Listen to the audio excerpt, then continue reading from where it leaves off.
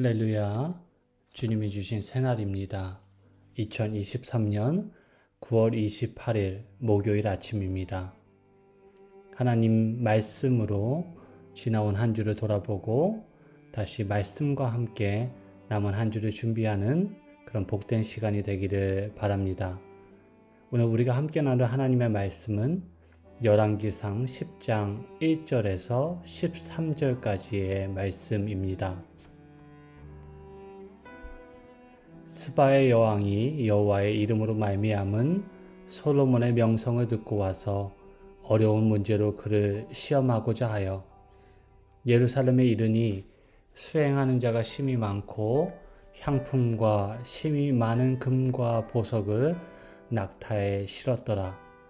그가 솔로몬에게 나와 자기 마음에 있는 것을 다 말하매 솔로몬이 그가 묻는 말에 다 대답하였으니 왕이 알지 못하여 대답하지 못한 것이 하나도 없었더라. 스바의 여왕이 솔로몬의 모든 지혜와 그 건축한 왕궁과 그 상의 식물과 그의 신하들의 좌석과 그의 시종들이 시립한 것과 그들의 관복과 술관원들과 여호와의 성전에 올라가는 층계를 보고 크게 감동되어 왕께 말하되 내가 내 나라에서 당신의 행위와 당신의 지혜에 대하여 들은 소문이 사실이로다. 내가 그 말들을 믿지 아니하였더니 이제 와서 친히 본즉 내게 말한 것은 절반도 못 되니 당신의 지혜와 복이 내가 들은 소문보다 더하도다. 복되도다. 당신의 사람들이여 복되도다. 당신의 이 신하들이여 항상 당신 앞에 서서 당신의 지혜를 들음이로다. 당신의 하나님 여호와를 송축할지로다. 여호와께서 당신을 기뻐하사 이스라엘 왕위에 올리셨고 여호와께서 영원히 이스라엘을 사랑하심으로 당신을 세워 왕으로 삼아 정의와 공의를 행하게 하셨도다 하고 이에 그가 금 120달란트와 심히 많은 향품과 보석을 왕에게 드렸으니 스바의 여왕이 솔로몬 왕에게 드린 것처럼 많은 향품이 다시 오지 아니하였더라. 오빌에서부터 금을 실어온 히람의 배들이 오빌에서 많은 백단목과 보석을 운반하여 오매 왕이 백단목으로 여호와의 성전과 왕궁의 난간을 만들고 또 노래하는 자를 위하여 수금과 비파를 만들었으니 이 같은 백단목은 전에도 온 일이 없었고 오늘까지도 보지 못하였더라. 솔로몬 왕이 왕의 규례대로 스바의 여왕에게 물건을 준 것 외에 또 그의 소원대로 구하는 것을 주니 이에 그가 그의 신하들과 함께 본국으로 돌아갔더라. 아멘. 어제 수요 저녁 예배를 통해 우리는 조국 한국에서 조선에서 하나의 미랄이 되신 존 맥켄지 선교사님의 생애와 사역을 함께 살펴보았습니다. 맥켄지 선교사님은 캐나다 동부 노바스코샤 주 케이프 브레튼 출신으로 당시 정말 미지의 땅과 같았던 미지의 땅과 마찬가지였던 조선을 향해 배를 타고 태평양을 건너 한국에 1893년 12월에 도착하였습니다.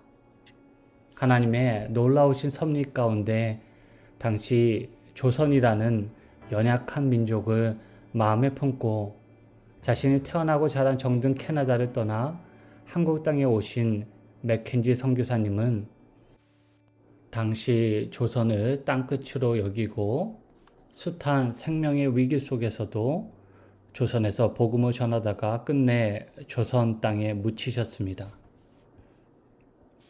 일반적으로 사람들에게 선교란 복음이 필요한 곳, 그곳을 땅끝으로 여기고 떠나는 것, 복음을 전하러 가는 것으로 여겨집니다. 그리고 선교사란 맥켄지 선교사님과 수많은 내한 캐나다 선교사님들과 같이 자신의 고향을 떠나 하나님이 부르신 타국, 다른 나라나 다른 문화권에 가서 복음을 전하는 사역자로 이해하곤 합니다. 부활하신 예수님께서 승천하시기 전에 제자들에게 하신 말씀을 보시면 너희는 가서 모든 민족을 제자로 삼아 아버지와 아들과 성령의 이름으로 세례를 베풀고 내가 너희에게 본부한 모든 것을 가르쳐 지키게 하라고 분명하게 명령하시는 그런 선교를 명령하시는 모습을 볼 수 있습니다. 이런 면에서 선교는 분명 떠나는 것입니다. 가는 것입니다. 마치 어둠 속에 빛이 비치니 어둠이 빛을 이기지 못하고 빛이 퍼져나가는 것 같이 선교는 분명 그렇게 나아가는 것입니다. 그러나 동시에 성경에서 선교는 빛으로 나아가는 측면도 있지만 빛으로 이끄는 측면도 있다고 말합니다.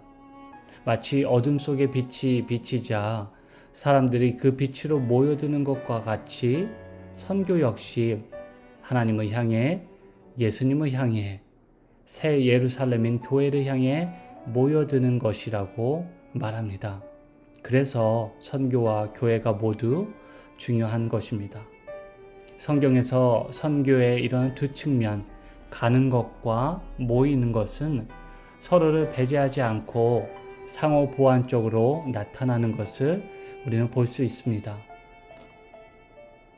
조금 기술적으로 설명을 하자면 선교는 중심에서 주변으로 나아가는 원심적 운동이면서 동시에 주변에서 중심으로 모여드는 구심점 운동이기도 합니다.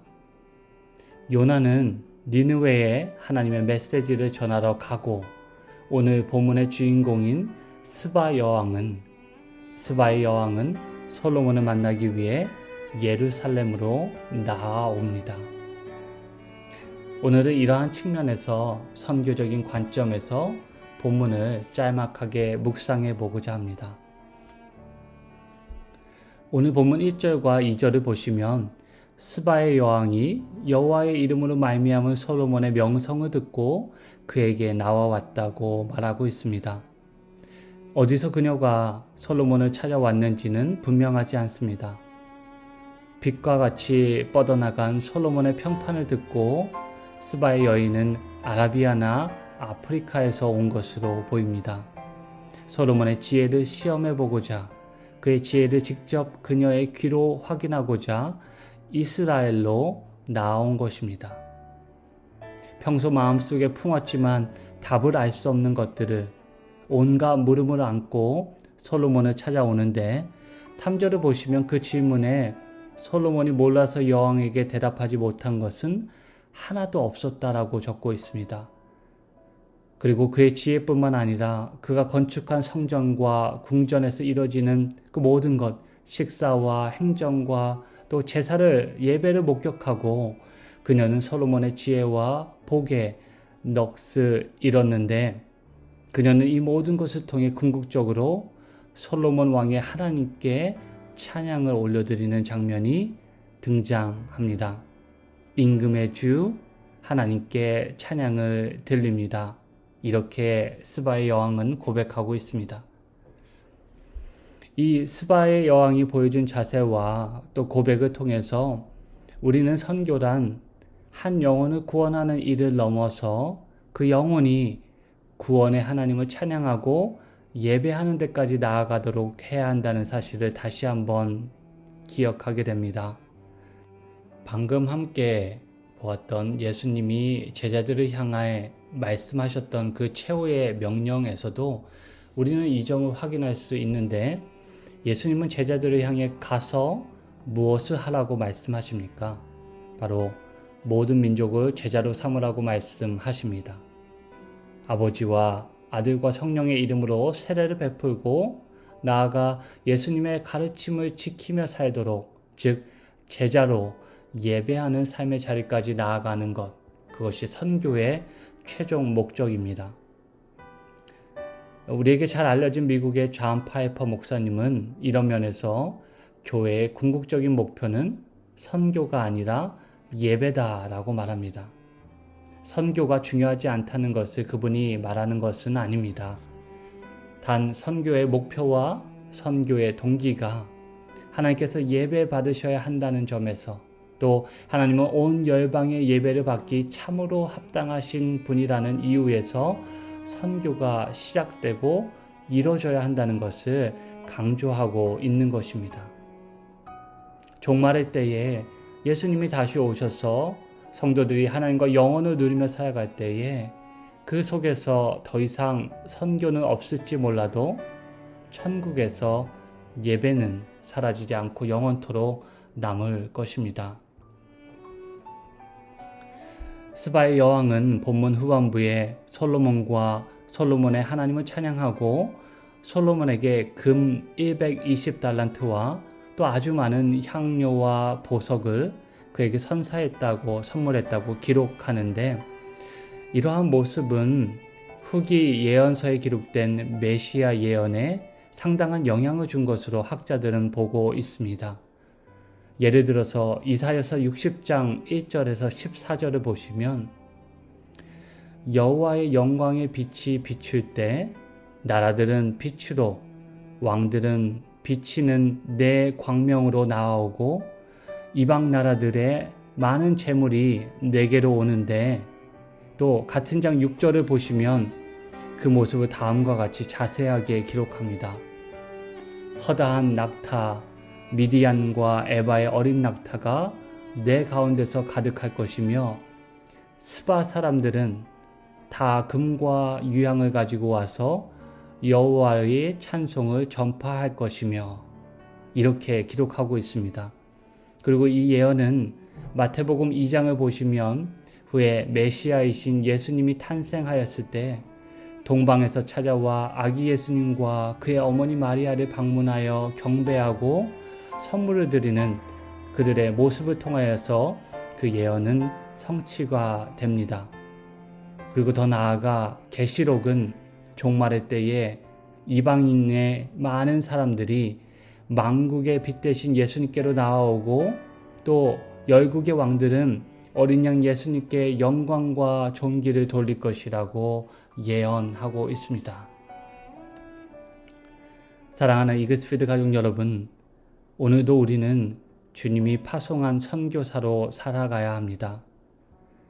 빛 대신 예수님을 품고 그분이 주신 그 구원의 지혜로 살아가시기를 바라고, 또 어둠과 절망 속에 있는 사람들이 우리가 품고 있는 예수님의 구원의 빛과 지혜로 나아오는 그런 은혜가 있기를 바랍니다. 또 동일한 은혜가 우리 사랑하는 이글스피드 교회 공동체 가운데 있기를 간절히 소망하며 기도합니다.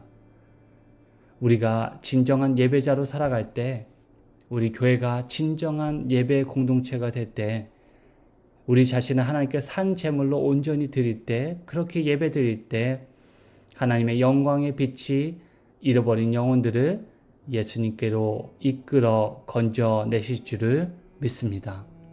함께 기도하시겠습니다.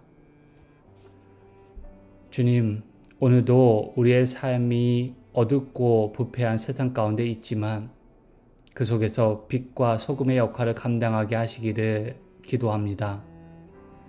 우리가 품고 있는 예수님의 구원의 신비와 빛을 사람 앞에 비추게 하시어 우리의 착한 행실을 보고 하늘에 계신 하나님 아버지께 영광을 돌리는, 그렇게 그분만 당신만 예배하는 자리로 나아오게 하시옵소서. 사랑하는 이글스피드 교회 공동체가 참으로 선교적인 공동체가 되게 하시어 보내고 파송하는 교회, 모이고 인도하는 교회, 중심에서 주변으로, 주변에서 중심으로 끝없이 멈추지 않고 회전하는 진정한 선교적 교회가 되게 하시옵소서. 좋으신 우리 주님 예수 그리스도의 이름으로 기도하옵나이다. 아멘. 오늘도 함께 나눈 말씀을 마음에 품고 계속해서 기도하시기를 바라고요. 주님을 비추는 빛으로 살아가는 그런 복된 하루가 되기를 바랍니다.